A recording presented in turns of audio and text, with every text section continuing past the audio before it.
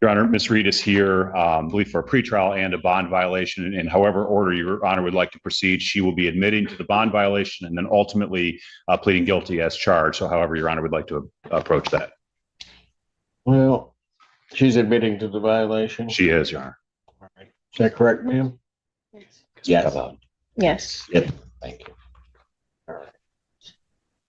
All right. And what are we doing on the case? She's pleading as charged, Your Honor. She's pleading. Yes. As charged. May I have her sworn? At first glance, this looks like a routine bond violation and a guilty plea. But stay with this case, because what unfolds is something far deeper. This courtroom becomes a place of truth, vulnerability, and accountability, where the law meets grief and a young life hangs in the balance. Raise your right hand. You solemnly swear and affirm the testimony you're about to give will be the truth, the whole truth, and nothing but the truth, so help you God. Yes. State your name. Tamara Reed. All right. Ms. Reed, it is this court's understanding that you are going to be pleading guilty to the charge of operating while intoxicated. Is that correct? Yes. That is a misdemeanor punishable by up to 93 days in jail, $500 fine plus court costs. Understand that? Yes. The court could also order any community service or rehabilitative service if the court deems necessary. The court could order your vehicle immobilized, could order you to pay the costs of the prosecution as well as the cost of any emergency governmental services. You understand that? Yes. Yes? Yes. All right. Still wish to plead guilty? Yes. And to that charge, how do you plead? Guilty. Now, you understand that by pleading guilty, you will not have a trial of any kind. Yes. You signed an advice of rights form? She didn't, Your Honor, because she's in custody. I could have her do that now, or we could do that verbally, however you prefer. Okay. You recall signing an advice of rights form, ma'am? Yes. Any questions regarding any of those rights? No. You'll see on the podium, I need you to look at paragraph 5. Those are your rights which are part of a trial. You understand that by pleading guilty, you'll be giving up those rights as well as all the rights on that file. Yes. You understand you're giving up your right to appeal of right. Yes. Are you on probation or parole? No. Has anybody promised you anything other than what's been stated here today to get you to plead? No. Anybody threaten you or coerce you? No. You're doing this voluntarily Yes. of your own free will Yes. and because you believe that you are indeed guilty of this offense? Yes. November 27, 2024, location of Carpenter near Chester Drive in Pittsfield Township, Washtenaw County, State of Michigan. Were you operating a motor vehicle? Yes. All right. Prior to operating that motor vehicle, did you consume intoxicating? Yes. What did you have and how much? I had a couple of seltzers. Seltzers? All right. Were you stopped by the police or was there an accident? I was stopped by the police. Why'd they stop you? My lights were off. All right. Were you ultimately arrested? Yes. Were you taken to the station? Yes. Was there a blood draw or a blood test? Both. Blood draw? Yes. All right. What were the results of that blood draw? I would stipulate for the plea, it was a 0.09 blood test. You have any reason to dispute those blood test results? No. No? All right. I do have to advise you that if I do accept your plea, if you commit misconduct between the time of my acceptance of the plea and the time of sentencing, that any evaluation or sentence agreement, the court would not be bound by. You understand that? Yes. I also would have to indicate that if you do commit misconduct during that period, you would also not be entitled to withdraw your plea. You understand that? Yes. Counsel, I guess the first question is, have there been any promises, threats, or other inducements which have led to this plea which have not been stated on the record? No, Your Honor. No, Your Honor. And has the court complied with the court rule, and would it be proper to accept this defendant's plea? Your Honor, I would say for the record, just so it's clear, the stop happened just after midnight. So the stop for no headlights is a valid stop. I think they would stipulate that it was dark outside. I But don't. other than that, I'm satisfied. We're satisfied as well, Your Honor. All right. Court will accept the defendant's plea of guilty to this charge. Defendant is referred to Von Swartz for an alcohol screening and assessment and the victim's impact panel. Sentencing in this matter will be July 9th, 2025 at what time? 9 a.m. All right. Either as to bond, but as to the violation. The violation first, Your Honor, my client would waive her right to a hearing and be prepared to admit to drinking and ready to do that this morning. All right. And that is correct, ma'am? Yes, You're waiving your right to a hearing? Yes. And you do admit, have you seen the violation report, ma'am? no, Okay, your counsel went through it with you, however. yes, All right. And that there were on June 13th, 2025, that you were drinking? yes. Very good. Court will accept that admission. How long have you been in? She turned herself in yesterday morning. Is that what time yesterday? 8 a.m. 8 a.m. yesterday morning. All right. How old are you, young man? 20, How old are you? 21. Where were you drinking? Sorry. My dad passed away a couple of years Pardon? ago. My dad passed away a couple of years ago, and I'm not handling it probably in the best way. So you were 19, 18. 18 when he passed away? Yeah.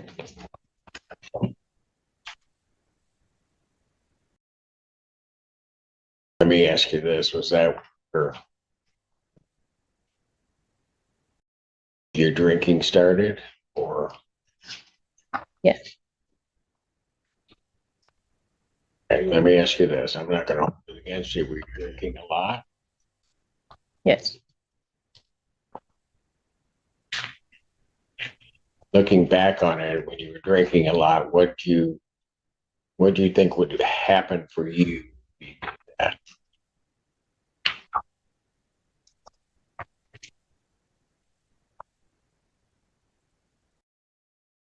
Probably don't know how to answer that question. I mean, Yeah. That's a tough question, isn't it? Suffice it to say, young lady, it would kind of make you forget and have the pain go away a little bit, right? Yeah. Okay. So, are you in school? Yes. I'm Pardon? I'm supposed to go back next semester. Did you finish up this semester? No. What happened? I stopped attending my classes, so I had to withdraw. Where were you in school? It's my sophomore year, At what school? Eastern Michigan.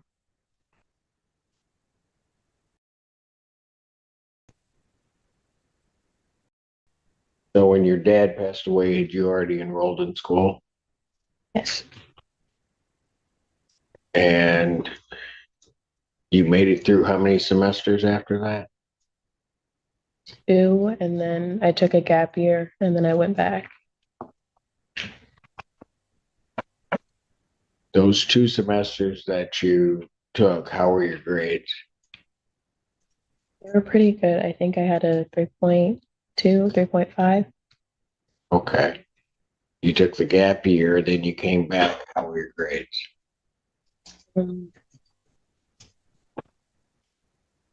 Okay, I think I had like a 2. Pardon? I think I had a 2.8 when I came back.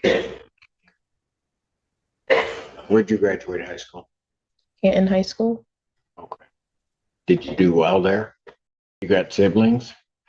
I have a twin brother. You have a twin brother. Yeah. What? It's with mom in the corner of the courtroom. Mom's on? Oh, okay.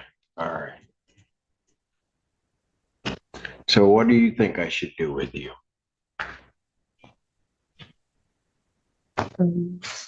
Well, before you answer that, let me ask you this.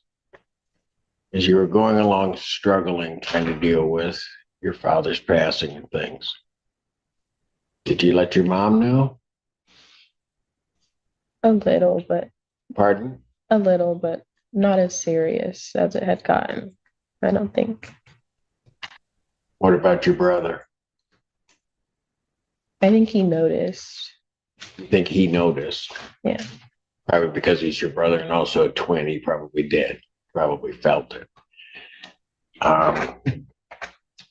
Did you reach out to anybody? I've been seeing a therapist weekly. You were? Yes.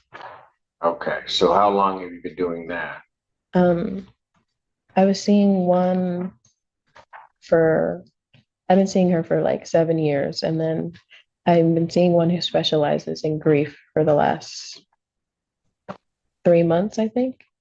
Okay, so something that you started heading in that direction, dealing with her. Okay. How's that working for you? It's going okay. I think I've been thinking about seeing someone else. Pardon? I've been thinking about seeing someone else. I don't know if it's a good fit. Okay, so your therapist might not be fitting with you, right? Okay. All right. Now I'll get back to what do you think I ought to do with you?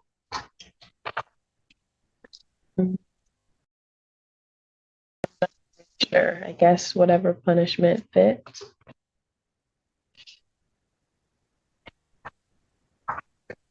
Give you a chance to prove you can stay sober. Yeah. A chance to prove I could stay sober, I think. You think you can? Yes. That wasn't real confident the way you said that. I want to, and I think that I can. Young lady, why do you think I asked you all of those questions? See why I did it, I guess. Yeah, maybe. Here's the thing that you don't understand and are just beginning to kind of explore. Grief is a horrible thing in a lot of ways. It becomes real bad if you don't deal with it. It kind of just sits there, and then at some point, well, you try to sort of bottle it up and push it down, it somehow or another just all of a sudden begins to explode. Right? And then at some point, because you're not dealing with it, you're kind of out of control. And then it becomes harder. At the beginning, you probably could have told somebody, but by that time, you don't tell anybody because it becomes hard to explain. Right? And it becomes real difficult to, no matter how close somebody is, even talk to anybody because you don't know if they're going to listen or they're going to take time to listen. And the reality of all of that is what you want is you just want that hurt and other things to disappear. Right? Were you close to your dad? Yeah. Something's going to.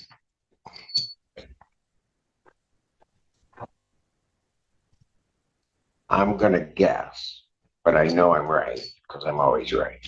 But I'm going to guess that you were a daddy.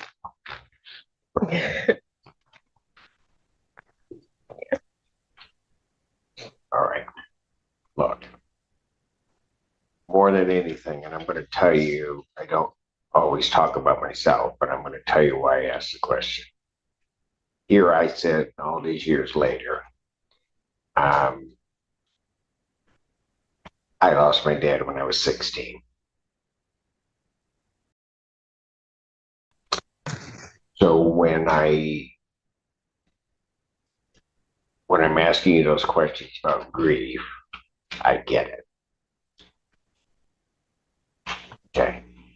I'm going to let you know that if you find a way to kind of deal with it, you're going to make it through it. Okay. I didn't know your dad, but I can almost bet that he'd want you to make it through. He wouldn't want you trying to do this, trying to deal with all of this on your own. Okay. So in the interim, how how am I gonna keep you sober? Young lady, there's just right now, and partially because of the age you are, partially because of what you've been dealing with, a lot of things in life are real confusing right now, right? You're not sure the next step that you're taking, what direction that's going to head or what you're going to do, right? Okay, here's a suggestion I'm going to make to you. I want you to take whatever steps you're taking slow. I'm watching your mother over there. She's goosenecking trying to look over Miss Pilara's head, but your brother has been right all up in it. Okay.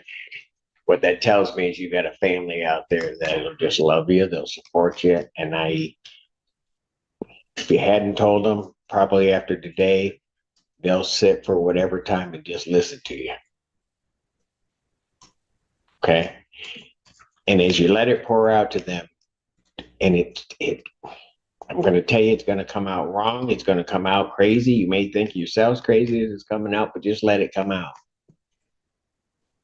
Okay. Said she turned herself in yesterday. Yesterday morning, Your Honor. This hearing ends without anger or handcuffs, but with responsibility placed squarely on her shoulders. The judge offered structure instead of destruction, discipline instead of despair.